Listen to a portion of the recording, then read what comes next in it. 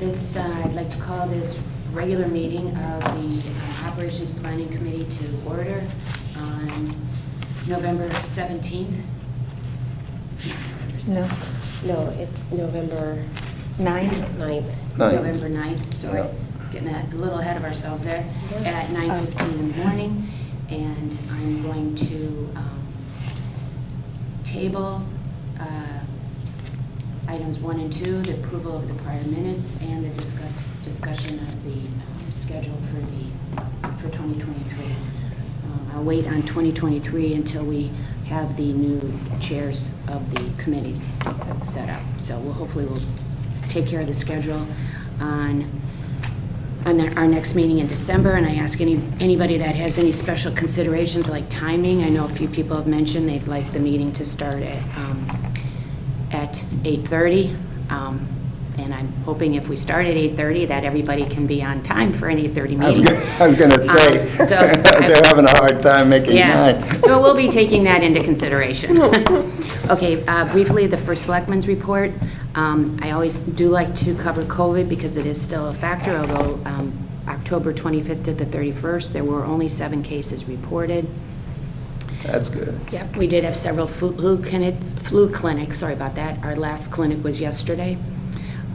Connecticut Public Utilities Regulatory Authority, or PURA, completed its 3 public hearings that were scheduled for the rate increase. I did submit a letter in opposition to the rate increase, and you can find it on our website. It's a tab hooked into our newsletter, so anybody that is not on the newsletter emailing list, I highly recommend that. I want to thank all for all of the hard work that the Advisory Committee on Sustainability did. Pleased to say that we received the Silver Award.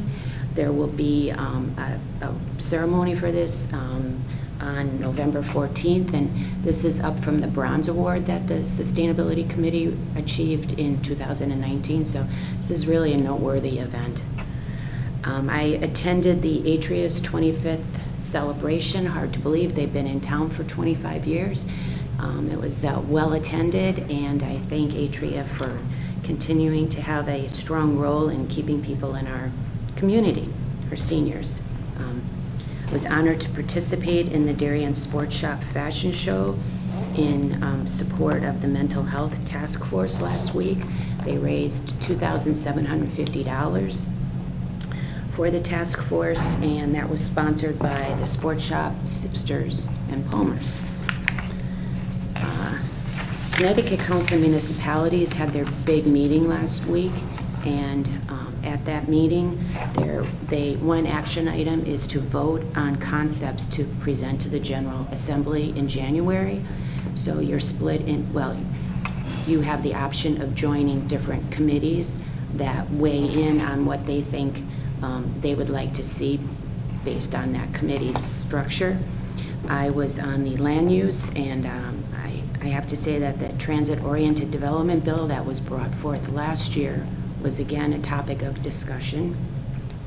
And I'm happy to report that several other first selectmen and town administrators joined me in vocalizing our opposition to this.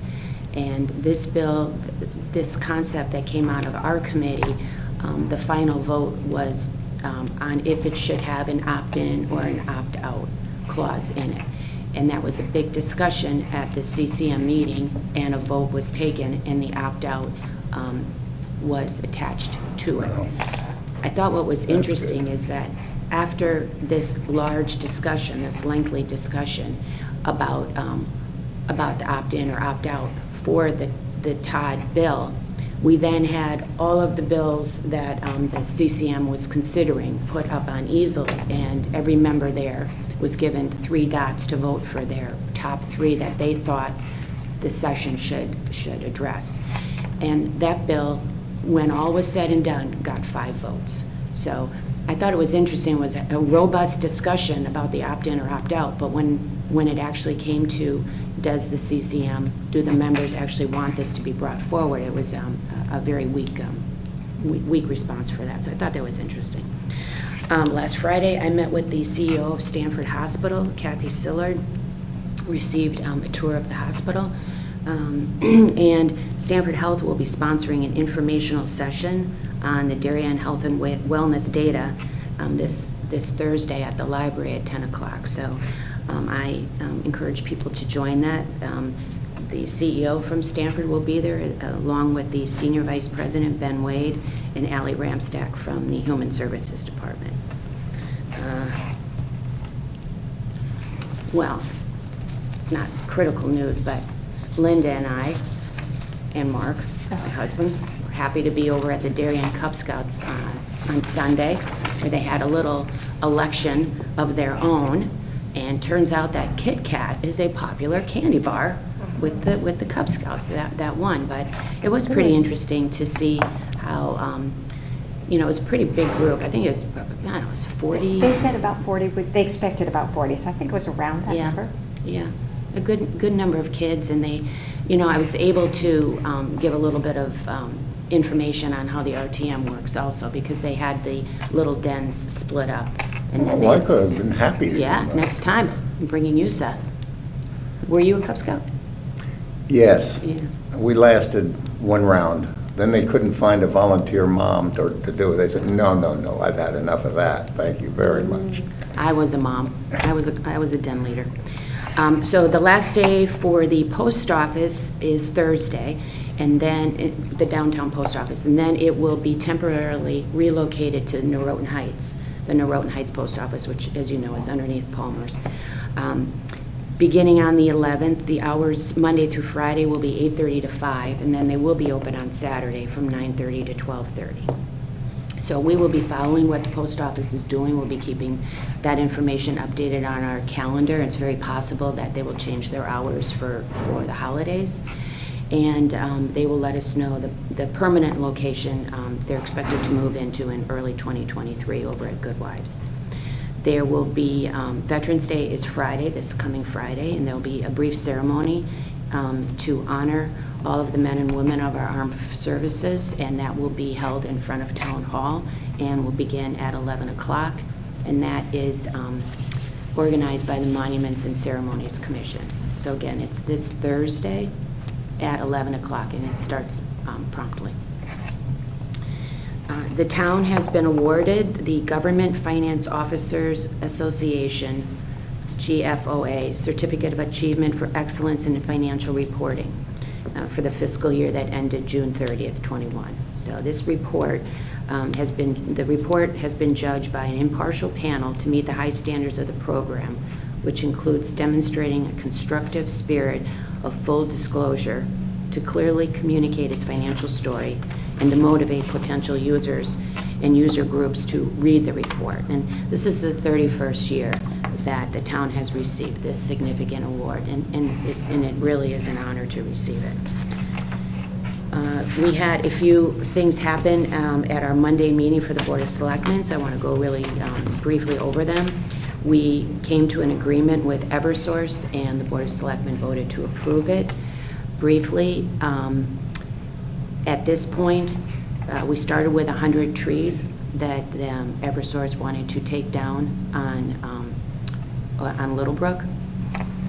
21 trees were deemed by the tree warden to be diseased or dead, so those we agreed to take down. That left 79 trees that the town was not in favor of Eversource taking down. Eversource removed 7 of those trees, which left 72. The agreement that we reached would allow 10 of those 72 trees to remain. That was a big win. The position of Eversource was a very strong take all trees down. So to be able to save the 10 trees was a significant movement on their part. They will be planting 140 trees to replace the 62 trees that they'll be taking down. And 60 of them are arborvitae, 72 of them are juniper. So a lot of those trees will be lining up by the railroad tracks, so to shield the neighbors from the noise up there and to provide a buffer from the train. Another big move on Eversource's part was an 18-month maintenance plan. So they will take a look at 1 year and any trees, with our group, any trees or plantings that are diseased or dead or not making it, they'll replace. And then they will come back 6 months later and go through the same exercise. And during that 18 months, they will be responsible for watering. So I think we're going to get basically 2 growing seasons in. And the fact that they will be watering, they'll be, there's some skin in the game for them to maintain a good plan there. We will be taking care of traffic for 1 day, and the trees will not come down before March 1st, and the planting plan will be completed by June 1st, unless there is a weather event. And a weather event would be, like they said, snow, which I'm not sure we've ever had snow in June, but okay. So basically, by June 1st, the planting plan should be in. And that also includes 276 other pollinator or native plants there. So I do want to give a big thank you to everybody. I want to thank, first of all, the residents for their patience on this, but also I want to give thanks to our team, former Jamie Stevenson, our former First Selectman, who worked very hard on this, our council, Wayne Fox, and our Department of Public Works Director, Ed Gentile, who spent, everyone spent many, many hours on this and persevered. Federal Realty, so the McGuan Playground is scheduled to be replaced, and we're using ARPA funds to do that. So to save money, the Park and Rec Department was going to take the playground out. To take the playground out for their work schedule, they needed to do that now, right? They don't have the time to do it during the spring. So the new playground is scheduled to arrive sometime in early June. So that would leave basically 7 months of no playground at McGuan. So I reached out to Patrick McMahon, who's at Federal Realty, and the playground vendor, Creative Recreation, has agreed to take the playground down right before they put the new playground in, but they are charging us $22,000. So Federal Realty has graciously offered to pick up that. So I appreciate that gift, and I thank them on behalf of the residents, and also especially our younger residents and everybody that uses that playground. That's a handicap accessible playground, so it's there are a lot of visitors that would have been impacted if there was no playground there for 7 months. The last thing that we did on Monday, well, we did several things, but one thing that I didn't think anybody else would cover is we did agree to an increase in the maximum volunteer tax abatement. So right now we have 94 volunteers that receive some sort of a tax abatement, either against their property tax or their vehicle tax. And we raised that, we increased that from $1,000 to $2,000. So those volunteers will receive an increase in their coming tax bill. So that's all I have from the First Selectman side. Jill? Okay. Well, it's a little bit of a transitional time of year for us. We've welcomed everyone into the schools, gotten everybody settled, and now we start to get to work on next year already, as you all are as well. So we'll start that process tonight. We're going over our teacher's contract, and that's up for a potential vote. And that, of course, will come your way, Seth, in the new year.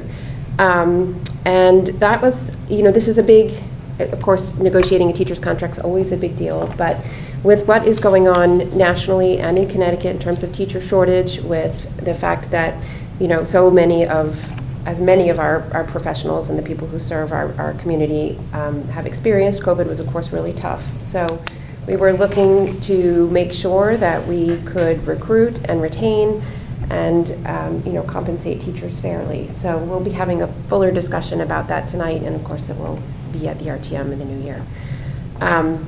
We have launched our communications committee, our subcommittee, which we're very excited about. We just launched that last month.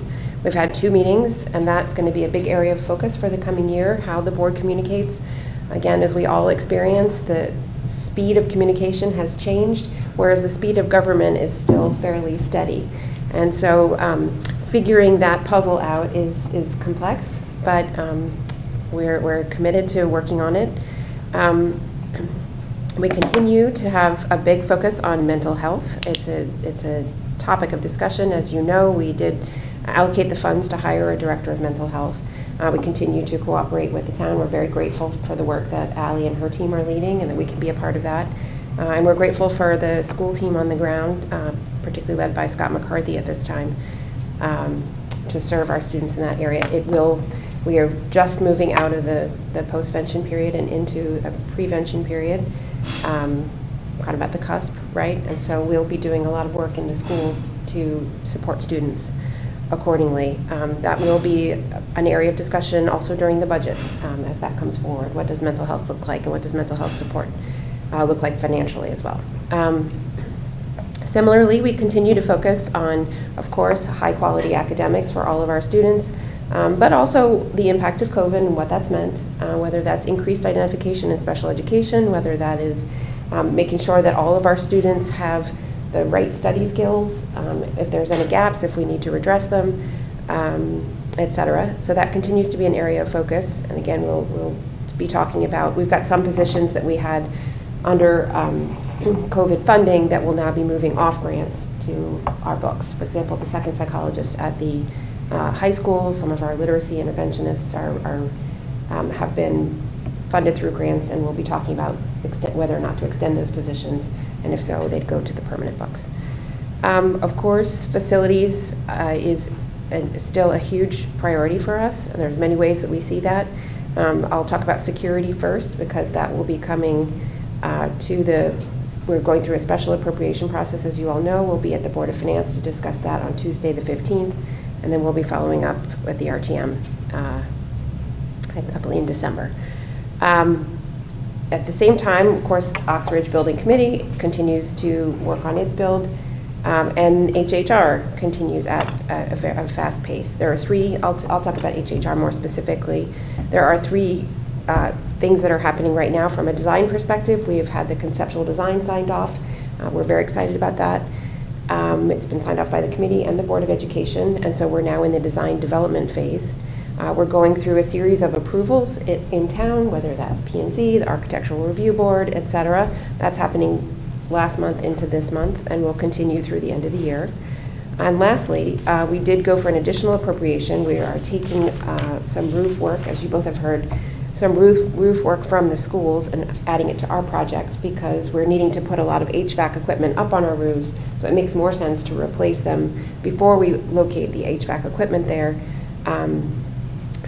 because we wouldn't want to have to move it later. So we have gone to the Board of Selectmen. Thank you for hearing us on Monday, the 7th. We will be at the Board of Finance on this Thursday, the 10th, to ask for an appropriation from them. And then lastly, we will be to the RTM on Monday, the 14th. And we are, I talked in communications about the speed of government, but this is an example of where the HHR is very appreciative that government reconfigured itself. We don't usually do things in the order in which we've done them. RTM's having to bend over. Board of Finance is calling a special meeting. And twist slightly. And twist, yeah. Board of Finance is calling a special meeting, so we're very appreciative that the local government has been so flexible so that we can meet the state deadline of December 1st and file our project accordingly. You get one chance to reauthorize a project, and it is highly recommended that you wait, because particularly with a renovation, but any project, we could uncover some sort of unknown condition that requires us to take another look at what we're doing and why. So for something like a known condition, like a roof, it makes much more sense to get that done in your first filing. So that was the recommendation of the state, and again, we're grateful to the local government boards who have accommodated the change. And I think that's it on my list. Jill, go back to the COVID employees. Yes. As staff, how many people were on grants? On the grant, so we have a speech and language pathologist, we have a psychologist at the high school, both of those were at the high school, and then we had 2 literacy coach or interventions who were at the elementary school. One position was filled, the other was empty a lot of the time, but we'll have to look at all 4 of those positions. Those are all full-time? Those are all full-time positions. Yeah. We also do have increased identification and special ed, so those are the 4 coming off the grant, and we have some other things to look at. So those will be the ones we talked about coming off, but I think we're going to be talking about staffing in general.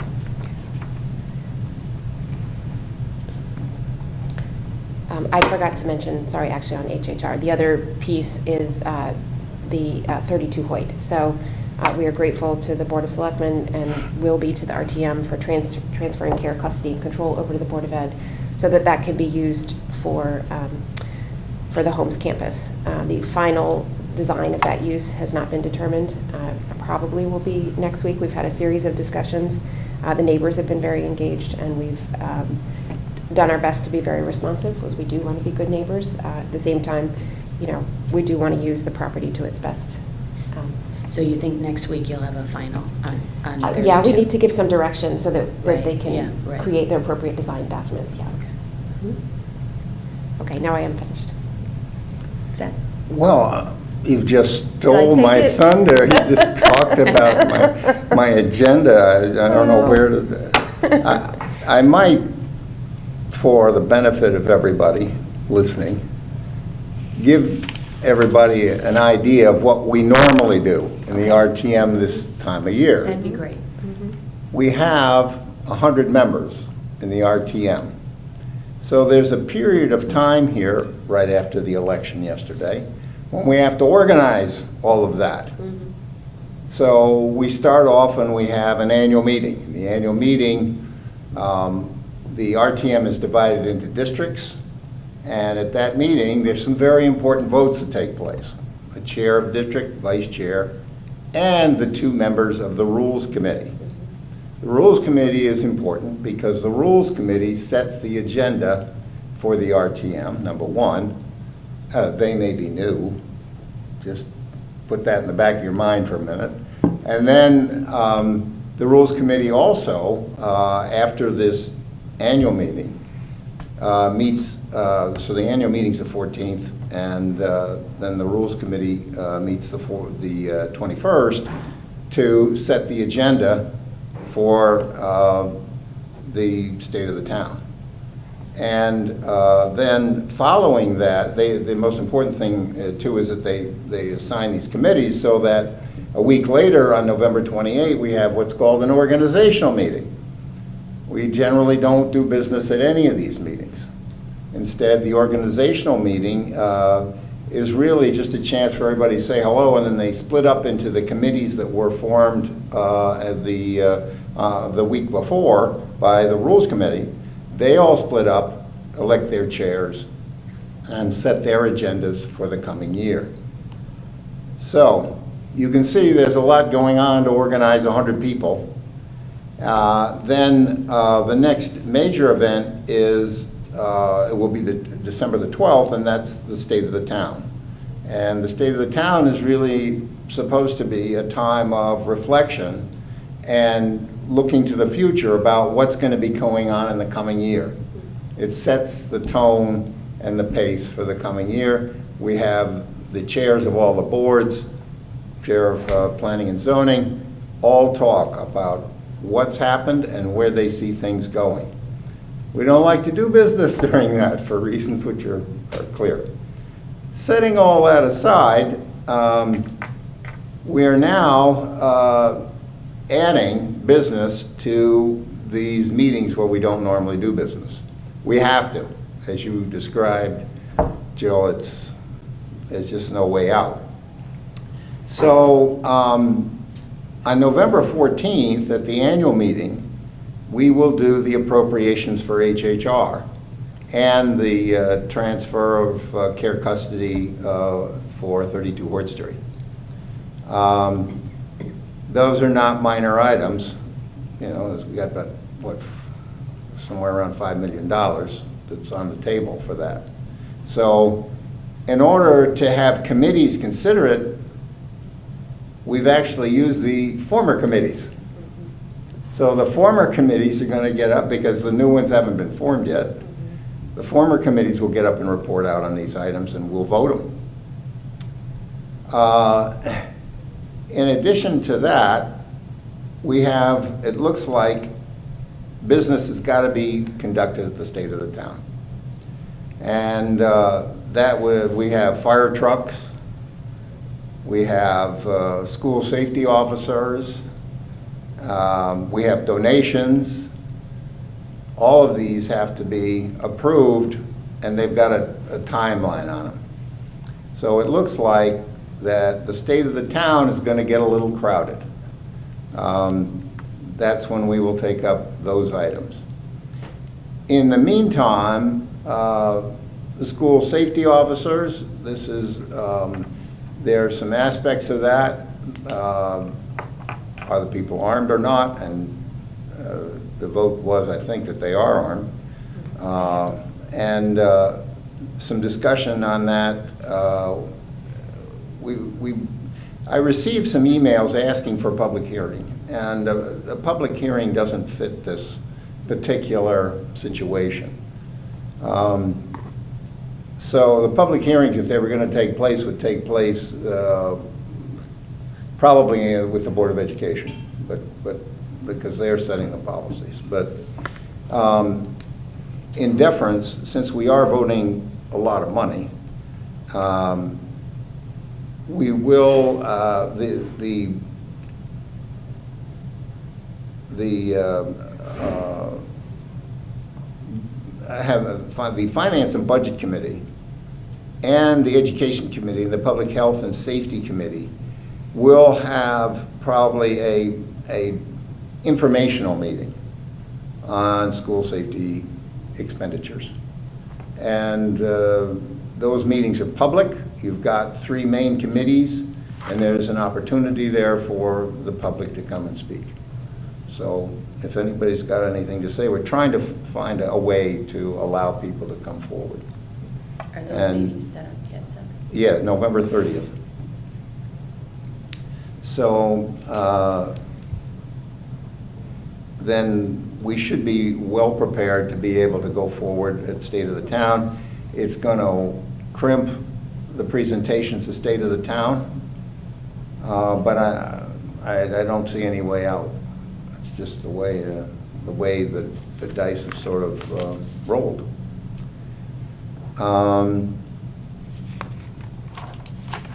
Other than that, we're in the process of distributing materials out to all 100 members of the RTM to talk about the rules of procedure. How does the RTM work?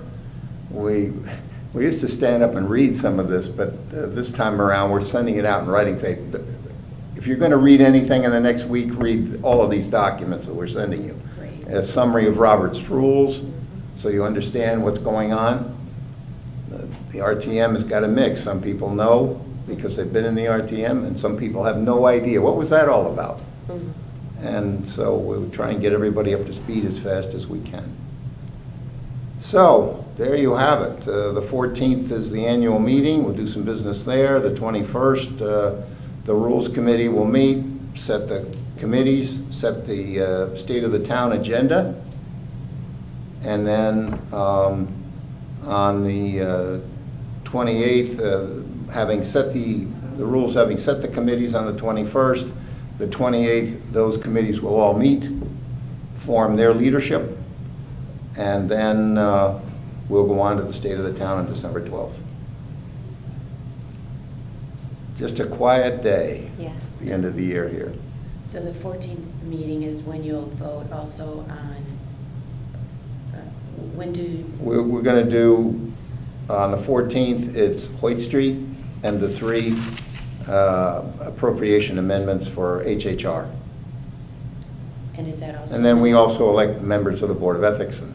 And your Rules Committee is chosen at that meeting, right? Yes. Right, okay. All right. Seth? They also choose the moderator. A couple of us were chuckling over that. So, I guess to put this together Yeah. took myself and Lois Snyder several weeks. I'm sure. Thank you. Because it's not just the titles, it's all of the backup materials, making Yes. sure everybody's organized. I'm sorry I interrupted. No, that's important. So for the state of the town, you have the fire truck, the SSOs, and the gift. So how many? So far, unless, I call Kate once a day, just Well, to say what. we're gonna try to hold to that, but how many committees do you think will be reporting on those?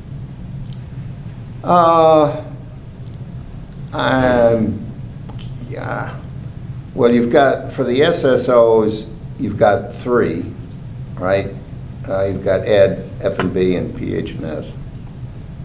And then for the fire trucks, probably Public Works, Finance, probably 2. Public health and Unless safety? I'm subject to correction on all of this by the Rules Committee, and they're not shy. Right. Maybe public health and safety too. Yeah. Okay, Yeah, yes, clearly. yeah. And then donations, probably be just F&B. You do have a park and rec aspect to that. They may want to Yeah, chime probably too. in. Okay, so you'll have a lot of committee reports on the state of the town. Okay, so I guess guidance on timing would, I'll be calling. okay, I'll be thinking about that. Okay, thanks, Seth. Any other thoughts? No?